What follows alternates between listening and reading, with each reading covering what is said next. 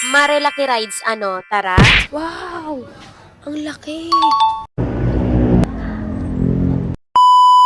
Time check, 4:30 AM. Pray muna bago umalis. Thank you Lord dahil after 2 years, binigyan niya kami ng pagkakataon na makapag-rides at magkaroon ng quality time. Actually, today, meron kaming mga kasama pero hindi na sila nakasama. Na para bang hindi nagising ng alarm. Hay!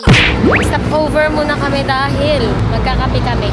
Kami hot choco dito. Nandito kami ngayon sa Pandi, Manila. Habang nagbibili ko sa labas, bumili ako ng choco. Ayaw niya daw magkape.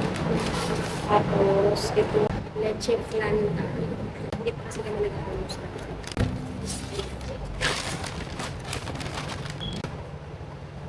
Kailangan ng breakfast mode. Tapos, breakfast na dito. Papa! Hot off? Sa mga oras na to, kahit hindi pa kami nakakarating ng Marilaki, ang saya-saya na ng puso ko. Dahil nga nagsusubuan pa yan sila na para bang hindi sila nag-aaway. Wala akong mawala ng laman ng tan. Last ng gutom na gutom kasi sinisipura na ako. Kaya bumili na lang ng tinapa. Tapos nag-choco lang kami. Tapos rice na ulit.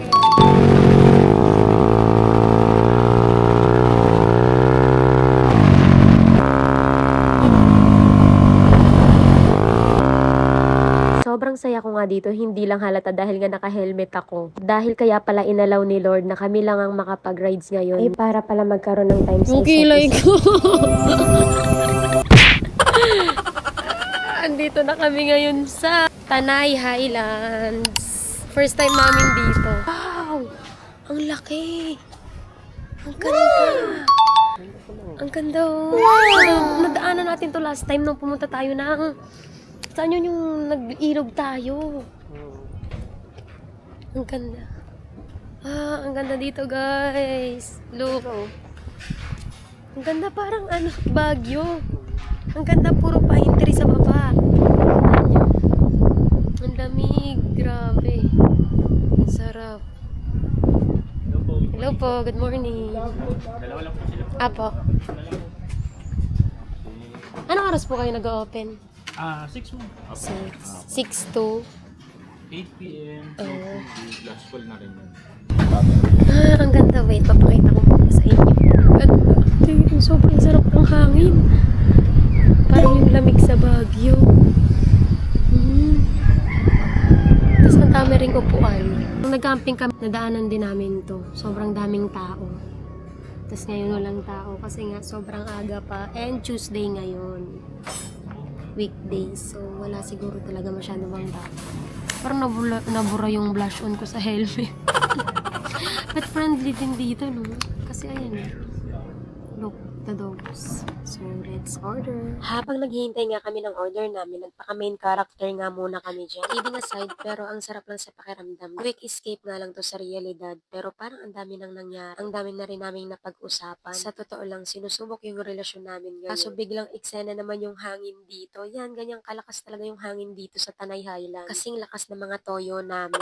Bilang mag-asawa pala, kailangan nyo rin talaga ng quality time, ng pahinga. Or kahit mag-date lang kayo sa cancel. Sobrang busy kasi natin minsan magtrabaho at sa pag-aalaga ng anak, hindi na natin napapansin na nawawala na tayo ng oras sa mga asawa natin. Kaya guys, always make time sa inyong mga asawa dahil ang hirap na ng buhay. At mas gagaan ang buhay kapag sa kanila mo binubuhos yung oras mo. Wala namang asawang malulugi kung uunahin mo yung asawa mo, diba? Lagi mo iparamdam na sila ang priority mo, ang anak at pamilya nyo. Dahil kami mga babae, hindi man kami mahilig sa material na bagay. Oras at pagmamahal lang sa pamilya, masaya na kami. At syempre, gusto rin namin na pinapakinggan lahat ng kwento mo, pinapakinggan lahat ng rants mo. Gano'n naman kasi kaming mga babae, diba? At higit sa lahat, yung iintindihin kami. Gusto lang namin, nandyan kayo, nararamdaman namin kayo. Kaya sobrang thank you Lord dahil binigyan nyo pagkakataon na magkaroon ng time sa isa't isa. Thank you Papa. Sana magpakabait ka na at sana magpakabait na rin ako.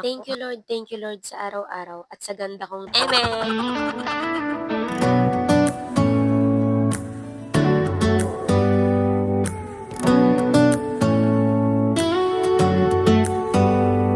Do you hear that?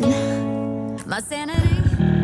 At yun lang guys for today's video. Pauwi na nga kami at balik na naman sa realidad. Literal na quick escape pero baon-baon namin yung mga pangaral namin sa isa't isa at yung guidance ni Lord. Ay, grabe, ilang oras lang yun pero sobrang na-refresh ako. At kay Ate Jeje, thank you so much dahil kung wala ka, hindi kami makakapag-ride. Kaya thank you Ate Jeje sa pag-aalaga kay Jeya. Yun lang guys for today's video. See you on my next vlog.